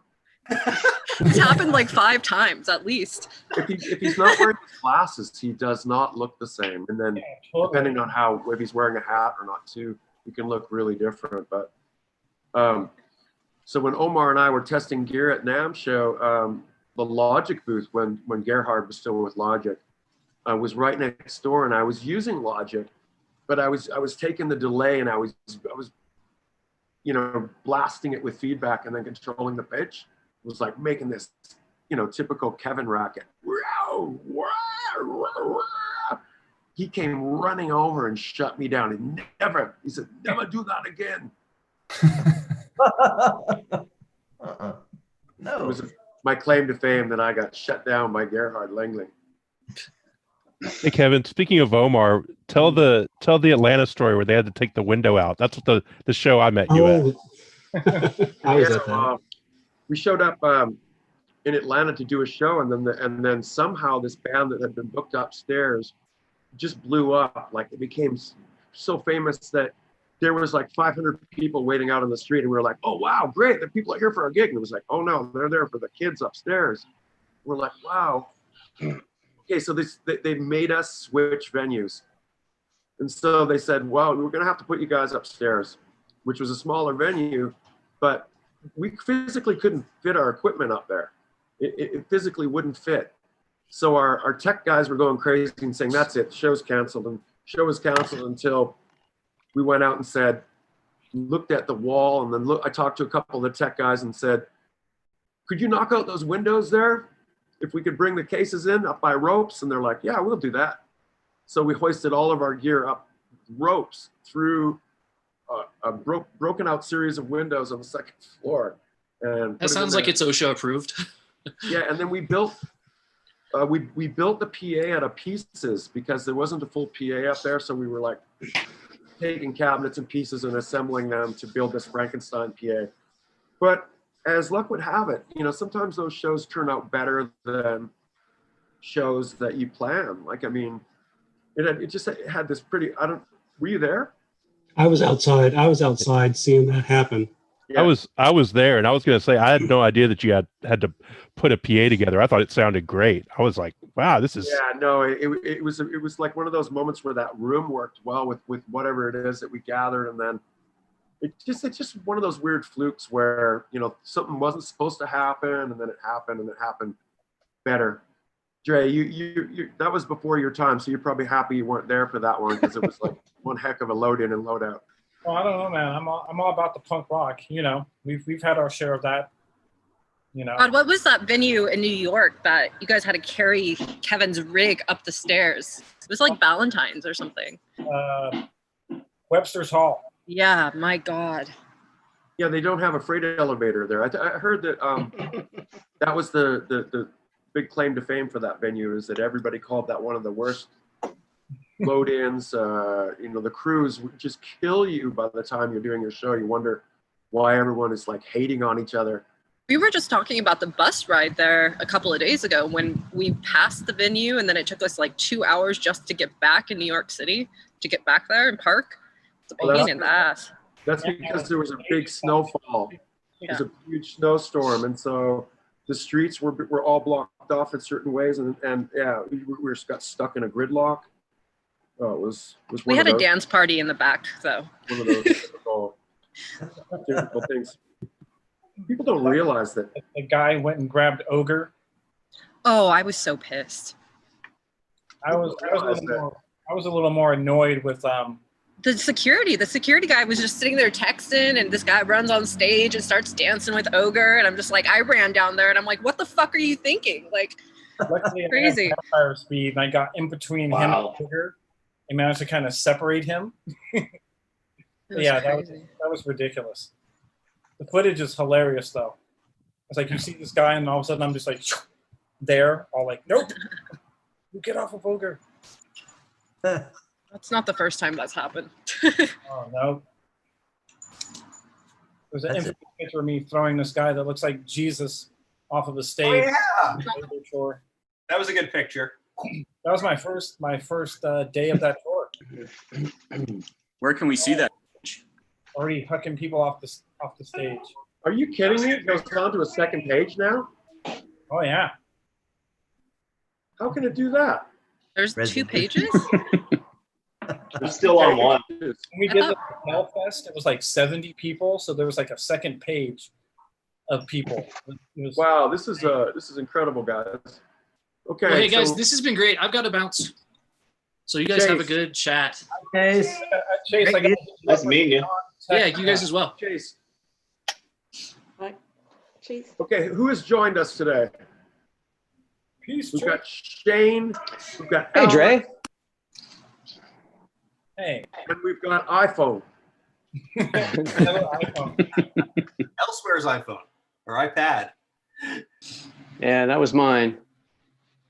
iPhone. I thought I changed the name on it. I'm Rich. How's it going? Rich. Hey, Kevin. How are you, bud? Nice to see you and meet you, Rich. Have we met before? Oh my gosh, yes. Randomly in different times. Yeah, I hang out with Dre a few times. I've moved since then, though. I'm in Naples, Florida now. You've come to our house, Rich. Yeah. Oh, Yeah. Okay. Yeah, I'll never forget that.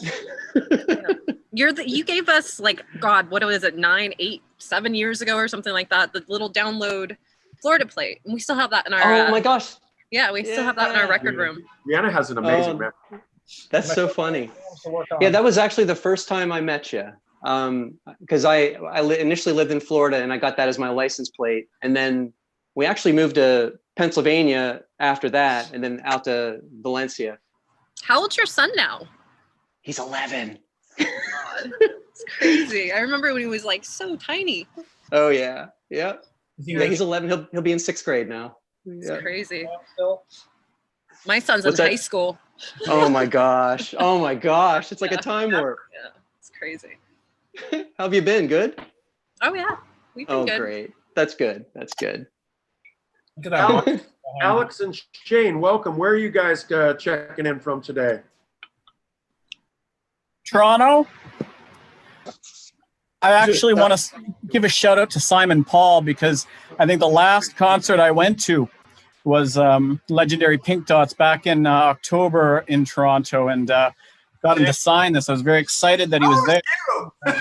Awesome. That's cool. Thank you, Simon Paul. Simon, I hope, think that was the last concert I went to as well. I hope it's not the last concert ever, but it'll be a good note to end with, I guess. Legendary Pink Dots. It was. It would be very good. I actually was wondering if Edward ever wrote lyrics about this type of world situation. Yeah. Listen to Sinister Science. Totally. He's talking about wearing our the plague. That's right. I swear he's a Time Lord. That's why I put that in that little drawing thing that I posted. I gotta check that out. Lyrics were perfect for it. Yeah, it's creepy. Yeah.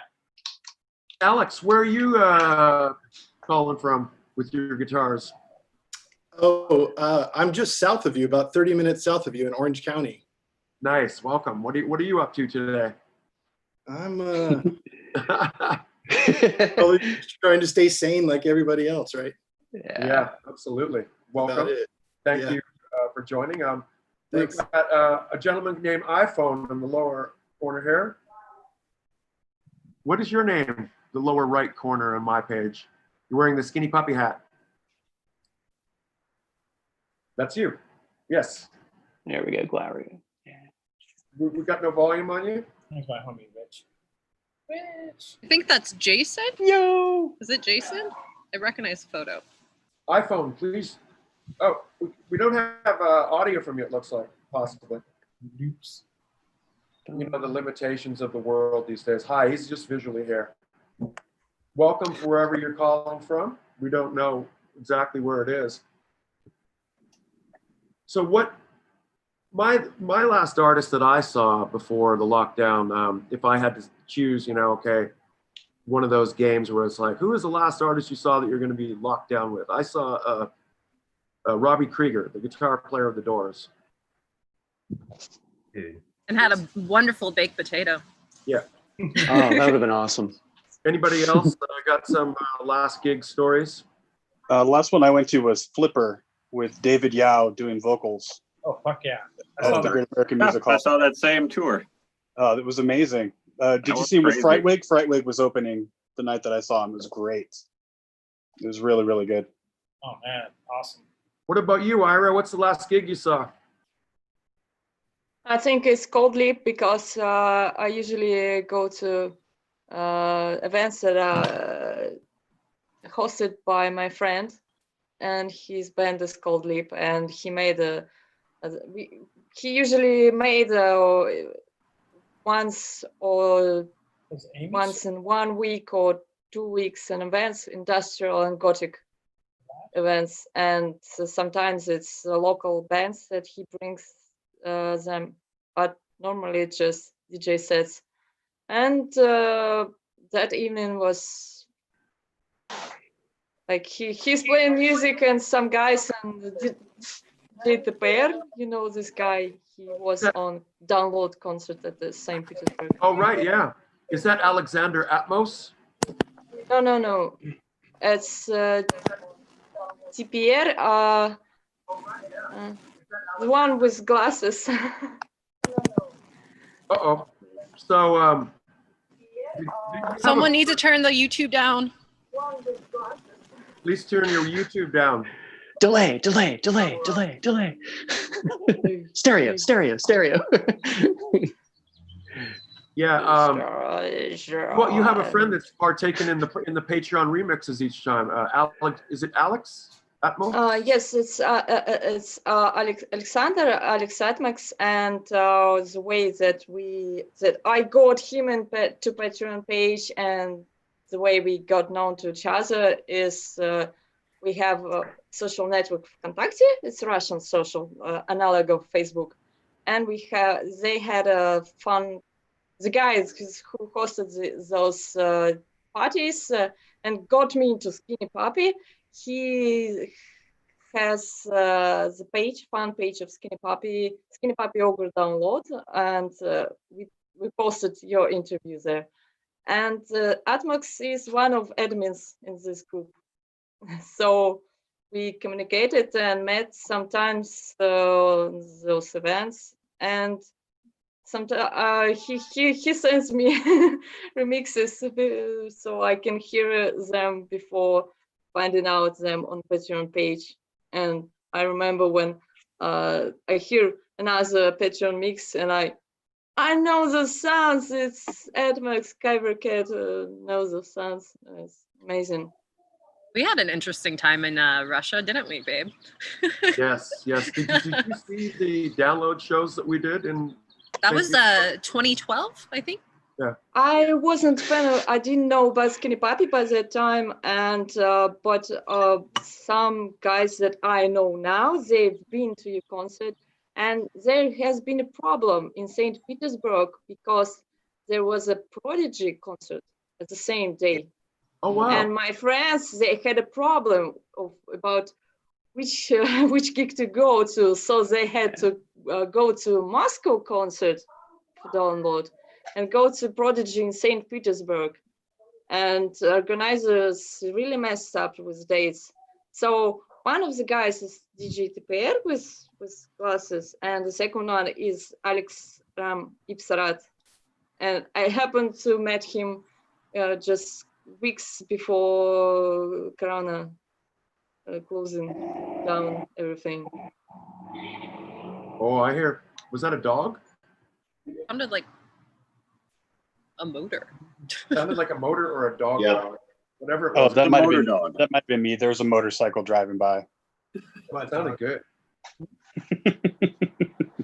Okay, so you guys have any questions to the general public here? Joey, you've been extra quiet. I've never thought I'd be so quiet. Kevin, can I ask how the new album's coming? Yes, thank you. So I was intending on finishing this like by mid-March, and then all of a sudden with the coronavirus and everything, I started sort of like getting deeper involved and stuff. And then I've been collaborating with Greg Reilly on the mixes. That has been like, of course, I've worked with him, Two Dark Park, numerous Skinny Puppy tours and stuff. And he just showed a lot of interest in wanting to work. He did a mix, and I thought like, okay, I think this song's finished. And then I gave it to him, and I got it back, and it made my mix sound like a demo. So I thought like, okay, I probably better keep going on this level. And so that's basically what I've been doing. And then Chris Corner basically Imagine gave me a song so back. good.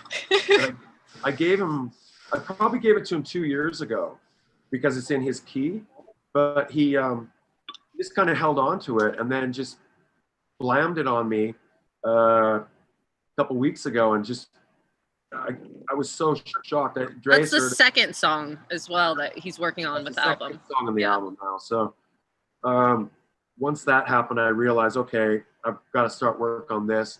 And then I've been doing another collaboration with the guy that I did the Shinkansen song with, Traz Damji, and we've done a new song for the album that no one's heard yet. I haven't released that, and so I'm damn excited. I just have to say, It's incredible. Thank you for asking. It sounds so good, you guys. Yep, the second song that Chris submitted, just the demo was amazing. I made a post like I don't know what I'm hearing, but I'm in heaven. It's like I can't say, but yeah, it was like holy shit. His voice on this song too is just mind blowing. Yeah, I don't think I'm used to like giving somebody a song and hearing vocals like that come back. Honestly, you know. Pete and Mindy, did you guys do vocals on the last Patreon remix that we did? Mindy, you did vocals, right? Yeah, that was, I love that. I thought you guys did, that was a great job. You did. It was a lot of fun doing that. She just threw it out. That was. Is there anybody else here that's joined the panel that partook in the Patreon remix that I'm not aware of right now? Because I don't know who Sound Farm is. Is Sound Farm here? I don't know. I don't think so. I did it. I submitted some stems. I didn't do a full mix. I was trying to like give a different perspective. So the demo you sent, I put everything into the space that I was provided. Yeah. And sent you some stems so you could plug them around wherever you wanted. Yeah. But I did that on the last one. Oh, okay, yeah. Yeah, I did one for Clee, but that's been a while. Say that again. Someone was I saying, said I did one for Clee, but that's been a while. Oh yeah. Well, then that's great. That's definitely. What was your name on the mix? It was just Phonophobia. Oh, okay, yeah, there you go. Anybody else? Yeah, I did Trail Walker. I did a mutation of that, and I used some samples from CB in Jamaica. I don't know if you got to hear that or not. Oh wow. Phoebe, oh God. Yeah. Remember you guys were recording him and he didn't know it? Yeah. But that was the best audio. I kept that for years, and I said, you know what, this is perfect sample material. So That's I threw that probably into Trail Walker. Back in 2011 or something. That was a funny long time video. ago. Yeah, it was. Yeah. I used to go to Jamaica so often that I guess like sometimes I wouldn't go for 3 years, but when I would go back, I'd be driving a scooter down the road and he would you could just hear him going, Skinny puppy! Skinny puppy! And I'd be like, oh. It could be like completely dark and in the middle of nowhere, and you just hear skinny puppy out of the bushes. Out of the bushes. I got, so many times that I've heard that in Jamaica, because he won't always be in the same spot. He'll be like in certain parts of the city. But you just always hear that. Like, skinny puppy, skinny puppy. His voice is so distinctive. Perfect for sampling. Funny guy. Yeah, there was nothing more fun than taking a song that I believe it's on Download Inception, dub plate for Ochi, it's called.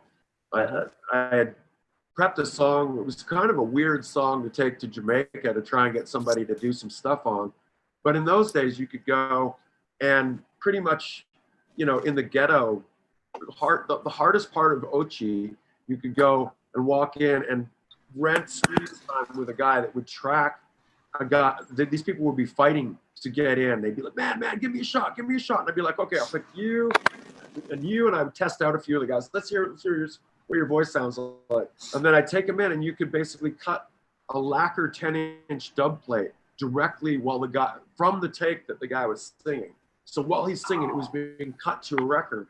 And did that like 3 times, and I cut together the final results as that dub plate for Ochi, and then also it became the intro to download Sidewinder. Wow. The voices. What you all them gun and all them things, man? Like, yeah. So sometimes like just going and acquiring the right vibe and the right voice has been a blast. It's been quite an adventure too. Yeah, a big part of the music making adventure would be just to sample whatever weird stuff you could get whenever.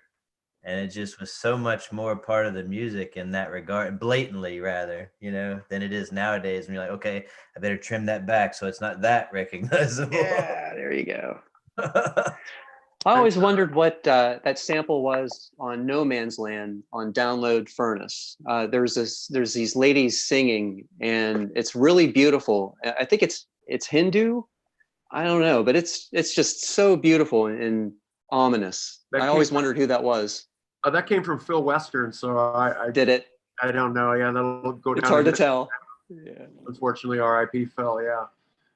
Yeah, no, Phil used to come up with some sounds sometimes when we first met him that were based on samples that he would take that would sound like it have a type of choral verbal type of quality to it that he was really good at twisting into new sounds and stuff. Phil was like the only other person that really worked your studio. Like I would come home and it was just the most beautiful sounds ever coming out of the studio. But he'd also wake us up at like 3 a.m. We'd be sleeping upstairs and all of a sudden you hear the studio go, whoa! And I'm like, fuck, dude. Yeah, I mean, like a studio's a personal space, and then a lot of people will get really intimidated, you know, if they come in and then, you know, they'll be like, well, what's that? And how is that connected and whatever. But Phil, I guess because we worked together for so long, could come in and just go down to the studio, turn it on, and just basically start working without any help or anybody. And so that often got things flowing because, you know, you want somebody to take the lead. You want somebody to take the initiative and like wake up at 3 o'clock in the morning with just this like ungodly noise. Yeah, but you still write hands-on in that tactile environment with all the knobs. I mean, I can't imagine what kind of cacophony he made in there. Mad scientist. Yeah.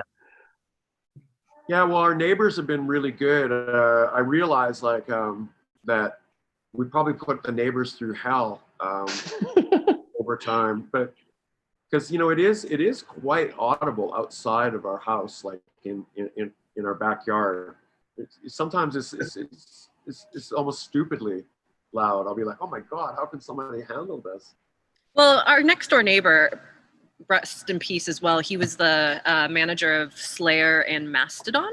Oh, so he's dead. Wow. Yeah, so we kind of could get away with it. But when you were making a Unknown Room, he was dying of pancreatic cancer, which was awful. So it was like kind of crazy. I remember opening up like the front gate while Phil was in the studio, and all of Mastodon was just like chilling outside the front of my fence, like I guess saying goodbye or whatever. So I think they're kind of programmed, and I don't know. I think since you don't work in late hours unlike Phil, it doesn't bug them that much. So yeah, I'm like a daylight man now. I don't work on music in the nighttime. That's different. I don't know what it is. It's like nighttime just. We used to make most of the music that we made, believe it or not, between the hours. We would have to record the midnight session. So it was like midnight until 8 or 9 a.m. Uh-huh. And I'm surprised that we were so productive like during those times. But, you know, as you move on in life, then you start to like, you know, get a little bit more daytime oriented and stuff. So. Yep. Kevin, do you have images of the studios from back in the day, of the like apartments and stuff where you were the home setups that you guys had? Did you ever document that stuff? Well, this is a kind of a famous picture of Dwayne sitting in front of a setup where he's like looking to the side. I've seen that. Yeah, so that picture was our main setup for Vivisect, for ABs, Doubting Thomas, Infidel. It's not even like, what's really weird about it is that we didn't even have stereo speakers in front of it. We just had like a guitar amp. And we were monitoring out of like a mono guitar amp. And I used to wonder, God, why the hell were we doing that? So that was we used to do some strange things. There's a drawing that also circulated where Dwayne drew me and him standing around the physical connection of all the components. Yeah. And it has us saying, holy fuck, and we're looking at it. That was the depiction of that setup.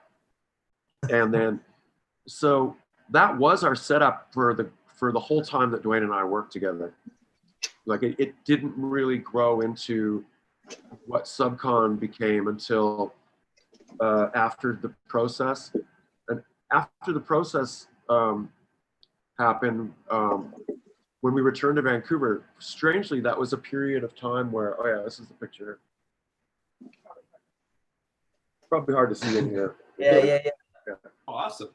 But artist depiction. Yeah. But schematics.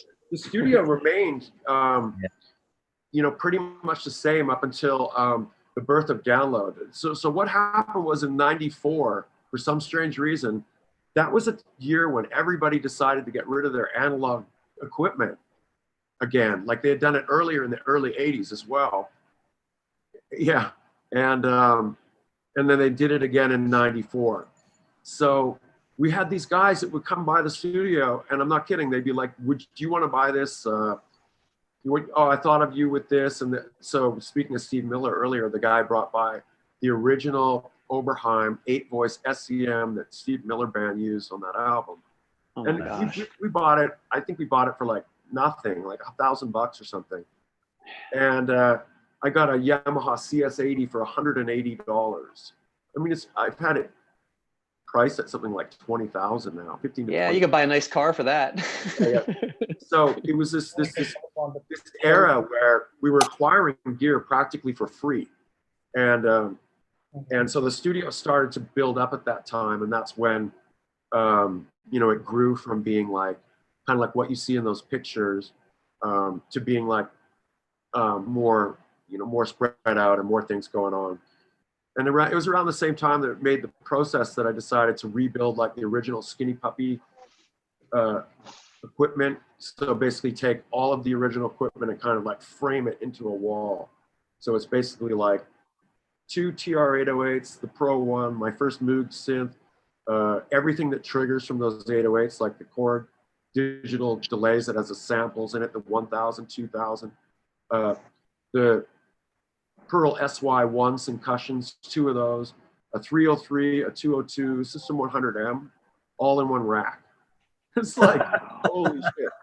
That's a beautiful rack. Yeah, It's a village. And that it's a fun wall to get into, and that's kind of like what exists here. And then that kind of created the impetus for the studio to kind of grow, and now it's grown into a place where if you go in it can be pretty intimidating because it's like all the way around you. But it's definitely a room where I think I want to do something in the future with Patreon where one of you guys ends up coming to the studio. I'm gonna figure it out how I have one of you come to the studio and you make a song here in my studio. I have a question. Yeah, let's figure out a way that we can make that happen. I'll see if I can fit that in my schedule, Kevin. Yeah. Or a bubble. Yeah, it's gonna have to be where people can travel again. Maybe we can have a special contest. But I want to figure it out so that the Patreon remix team has gotten to be, I recognize the same names each time, and that's become invaluable for like the connections. Guilherme, hey, Guilherme didn't make an appearance today. Guilherme Pires, the guy from Brazil, has ended up collaborating on a couple of songs on the album. In Quantum there, Eric, you're on the album. You guys are awesome. It does make things into real life. You do enough remixes and then you end up, knowing people, and then we end up making music together. So I sense that that's where this is going, and that's where this is all heading. That's pretty awesome. I mean, it's almost kind of unreal how this Patreon experience has. I mean, it's pretty cool. I mean, the whole community that you build around this and the remix team and all this stuff. I mean, the opportunity is awesome. Yeah. It's been really cool for me to see build. We all to do. watch it build and to get to know you guys, get to know. I've got to know most of you people through here, and it's I don't know. I think it's like the future. I kind of get this future buzz, like the same thing as when, music was starting in the '80s. How we were exchanging cassettes through the contact list for electronic music. It was basically a small world, and basically people got to know each other, and that's how everybody connected. And it seems to be the same vibe going on right now with this Patreon. Very thankful for it, guys. Thank you. Thank you. Yeah, we're Thank you. Yeah, right back at you. Pretty awesome. Yeah, it's a lot of fun. And especially to like guys, a lot of you, Stubborn Puppet, and you guys keep the thing going on Litany. You guys keep the information going to the people, and I know who you guys are. It's really cool. I just want to thank you guys for always like being there for us and showing the support. You know, it's been a pretty critical time. Yeah. Rihanna shows the love on there. So with that, we're approaching the 2-hour mark. And Rihanna, what was your message? I need food. I haven't eaten anything all day. Yeah, I just got agree. back from work, and so I'm just starving. So, Hey, Kevin, can I ask one question? Sure, please. As someone in Southern California, is there anywhere to get sushi that's half decent to go? Because I'll drive to LA, but my wife and I are like, it's the one thing we can't get. Well, compared to Tokyo, you almost have to give up. no, that's not true. Katsuya is amazing. But katsuya is a different type of sushi. It's like It's a fusion. It's a fusion. I mean, actually, when Japanese people come here, we take them there because it's nothing like they've ever had before. But you know, when you're talking about real sushi, like the sushi we eat in Tokyo, no, it's just, What are you talking about? You've been eating poke bowls like every other day. I'm talking sushi in the time of coronavirus, like to go sushi. Is there anywhere? Yeah, we order from this place that serves poke bowls, as she said. Burbank, and it's Toro Sushi. They make amazing spicy tuna. I'll get masked up and I'll get gloved up and I'll go there and get and bring it back. And yeah, no, it's amazing. My family is addicted to poke bowls, so. So is he. What I don't like about poke bowls is the name. Poke bowl. We like Gumby and poke bowl. Oh no! Yeah. All right, time. What time is it in Russia, Ira? It's almost 2 a.m. Oh, my wow! gosh. Thank you for staying up with us. Really appreciate it. And Gernau, we still have Gernau here? Yeah, Yeah, Gernau. that's me. What time is it in Germany? It must be well after midnight. Yeah, it's 1 in the morning, and yeah, it's a nice time to be with you guys. Yeah. Okay. And over there in England with Yes, Pete and Mindy, midnight. Yeah. Yeah, which an hour. Well, it's 4 p.m. here, and I better get Rihanna some food. You don't want her to get hangry. Yeah. I get hangry. Yeah. Simon and Dre, thank you very much for handling the panel with me here today. Thank you, everybody here. I'd like to thank you all. I'll go through your names, but you know who you are. I love you all. Thank you for your support. Thank Everybody, you. take care. Great. Good seeing everybody. Stay safe. Thanks, Good to see everybody. Stay safe. Hi, Simon. Bye. Thanks again. Bye. Stay safe. Take care. Put your See you mask guys. on. That's right. I love you, Shane. Put that mask on, brother. Take care. Penelope. Oh, wow. It is a Devo mask. That's awesome. Oh, yeah. Oh, my friend made those with him. Oh, the Devo masks. Nice. Oh, sweet, sweet. All right, everybody.